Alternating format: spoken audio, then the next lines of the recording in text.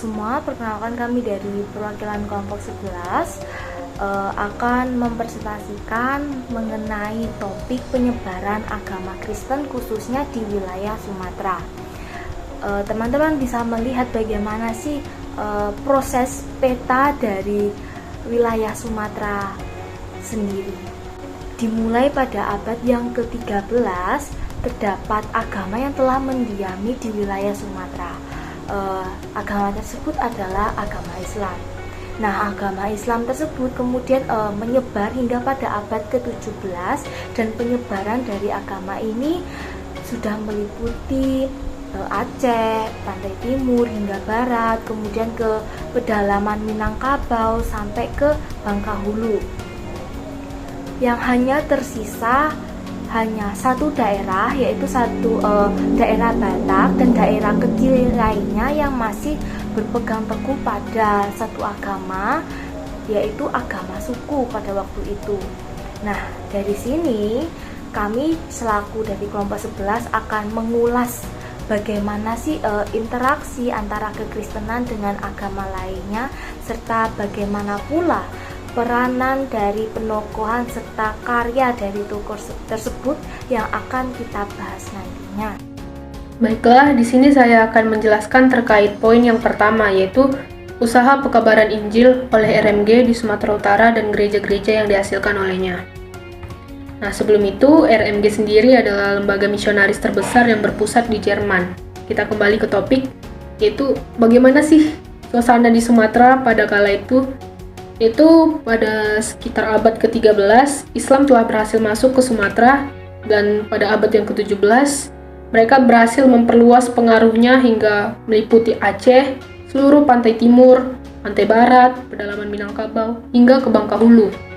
Di sisi lain, Belanda juga telah mampu memperluas kekuasaannya, dan melalui Perang Padri, mereka berhasil menguasai Minangkabau dan kemudian merambah ke Mandailing, Angkola. Namun di sini tidak ada usaha pekabaran Injil dari pihak Belanda, sehingga pada 1820 Inggris mengirim 3 utusannya untuk mengabarkan Injil ke Sumatera, namun tidak diperoleh hasil yang signifikan. Lalu pada 1842, seseorang berkebangsaan Jerman yang bernama Jung Hun tertarik untuk melakukan penelitian ke daerah Batak dan menerbitkan karangan yang berhasil menarik perhatian dari lembaga Alkitab, sehingga lembaga tersebut mengirimkan Van der Toek untuk melakukan penelitian di sana juga. Sekitar 1851 sampai 1857, Van der Toek menetap di Barus. Van der Toek berhasil menarik simpati dan hati masyarakat, sehingga melalui kedekatan tersebut, Van der Toek terus-terusan mendesak para zending untuk mengirimkan pekabar-pekabar Injil ke daerah tersebut sebelum daerah tersebut diislamkan. Kemudian pada 1857, Van Asselt yang dinaungi oleh panitia Jawa berhasil membaptis 2 orang pada 1867. Nah, namun setelah 60 tahun berkarya, tidak diperoleh hasil yang signifikan karena mereka hanya berhasil membaptis sekitar 5.000 orang. Nah, karena hal tersebut, akhirnya panitia Jawa menyerahkan ke 5.000 orang ini kepada RMG di tahun 1931, dan di tahun yang sama ini pula RMG mengumpulkan mereka untuk dilakukan penyatuannya dengan HKBP. Namun Zending Mennonite di Mandailing menolak upaya penyatuan ini dan lebih memilih untuk membangun gerejanya sendiri yang disebut sebagai GMPI. Mula-mula jemaat di Angkola setuju dengan upaya penyatuan ini.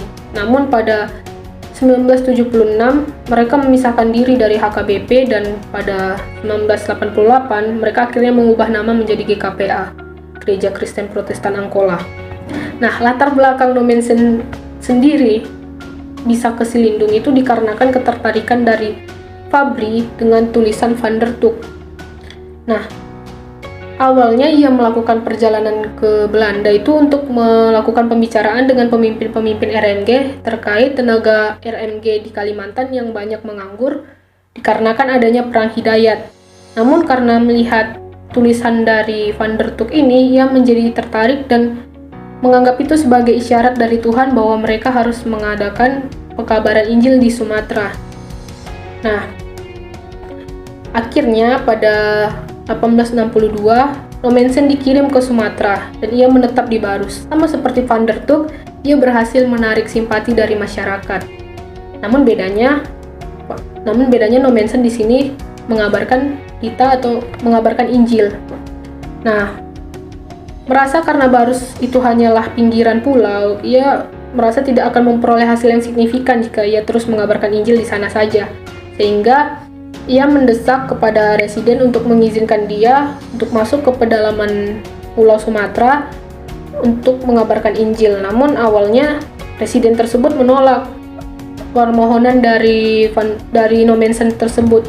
Namun akhirnya karena desakan tersebut, akhirnya residen tersebut mengabulkan permohonan dari Nommensen. Setelah 7 tahun sejak 1865, Nommensen telah berhasil membaptis sekitar 1.250 orang dan terus bertambah 5 kali lipat pada 1881. Dan sejak 1881 ini, peraturan gereja mulai ditingkatkan dan dikembangkan. Penetapan ini juga dikarenakan karena Nommensen melihat para zendeling adalah tokoh dari luar yang sewaktu-waktu bisa saja dipindah tugaskan, dan jika tidak dibuat peraturan yang tetap, bisa saja hal yang telah dibangun dari Nommensen ini menjadi kacau. Lalu pada 1884 diadakan pendidikan lanjutan bagi sejumlah guru, termasuk guru yang berasal dari suku Batak. Nah, 3 lulusannya berhasil ditasbihkan menjadi pendeta dan boleh melayani sakramen.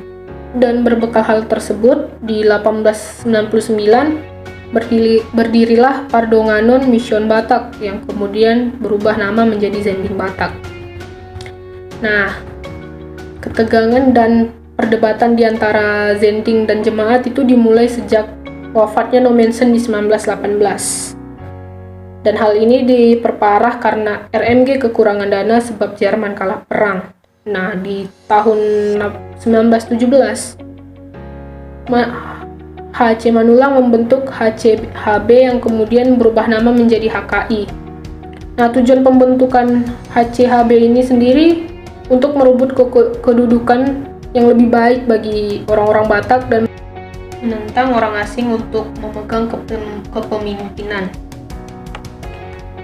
Karena sebab kekurangan dana dan kalah perang tadi, para zendeling pun sudah mulai tidak memperhatikan jemaat lagi, namun enggan memberikan kekuasaan kepada orang Batak, dan orang Batak pun menjadi jengah karena tindakan dari para zendeling tersebut. Dan pada 1940, HKBP pun mengadakan sinode kemerdekaan dan memilih Sirait menjadi Eporus berkebangsaan Batak pertama.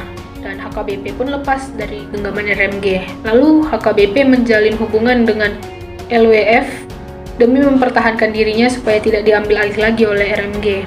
Dan pada 1954, LWF menerima HKBP menjadi anggota penuh mereka. Nah, di tahun 1963, jemaat di Simalungun memisahkan diri mereka dan memperoleh otonominya sendiri sebagai GKPS setelah HKBP berhasil berdiri sendiri. Dan kemudian di 1964 terjadi keretakan di antara kalangan orang Batak Toba sendiri, dan beberapa kalangan memisahkan diri menjadi GKPI.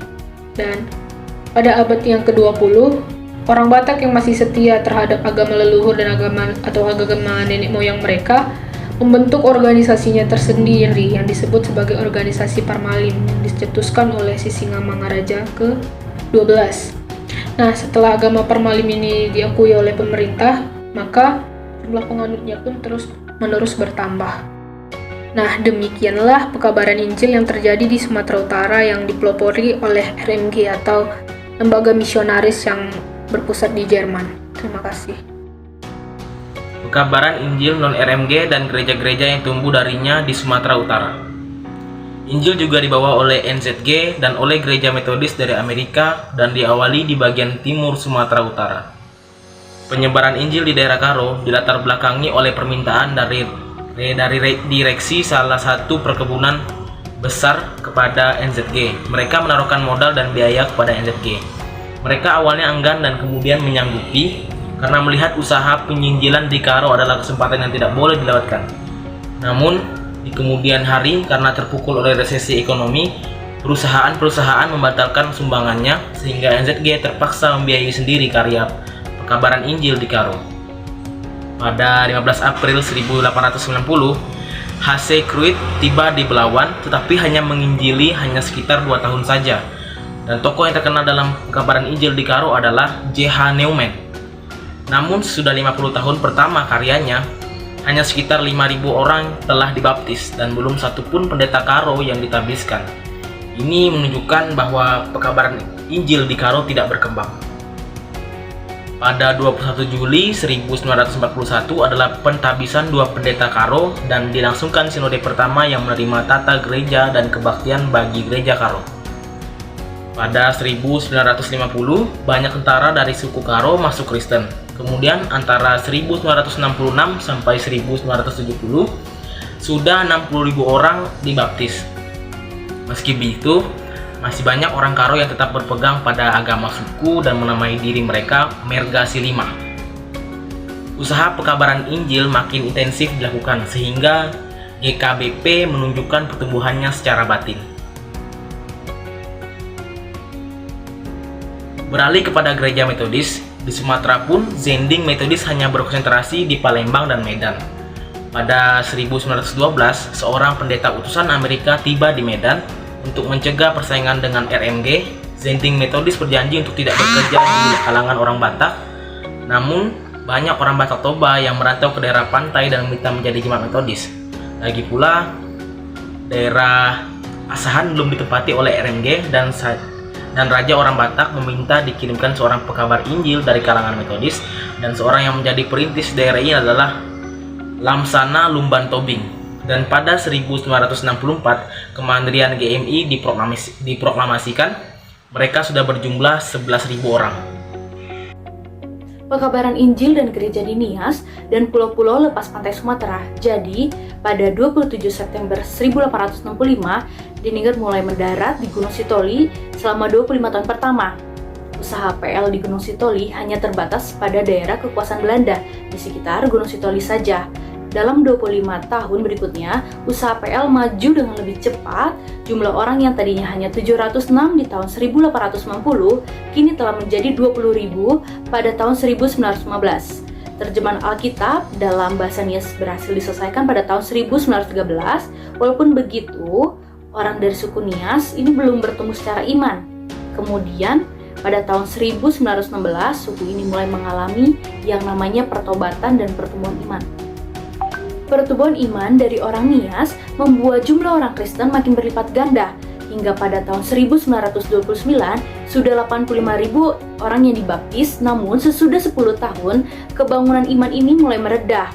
Sendeling mulai memikirkan kemandirian gereja, lalu diadakanlah sinode BNKB yang pertama pada November 1936. Pada tahun 1940, semua sendeling Jerman ditawan dan fungsi ketua sinode diambil alih oleh pendeta Nias yang bernama Ate von Hareva. Saat itu, gereja benar-benar berdiri sendiri dan pada tahun 1951, utusan dari Jerman kembali datang. Pada tahun 1933, gerakan Faus atau persekutuan mulai memisahkan diri dari pimpinan Zending, yang kemudian pada tahun 1946 juga berdiri kelompok lain yang disebut Amin. Lalu pada tahun 1950, orang Kristen di Nias Barat juga memisahkan diri dari BNKB dengan nama ONKP. Namun pada abad ke-20, BNKB tetap merupakan gereja mayoritas penduduk Nias. Ya, kami selaku dari kelompok 11 memberikan tanggapan kritis.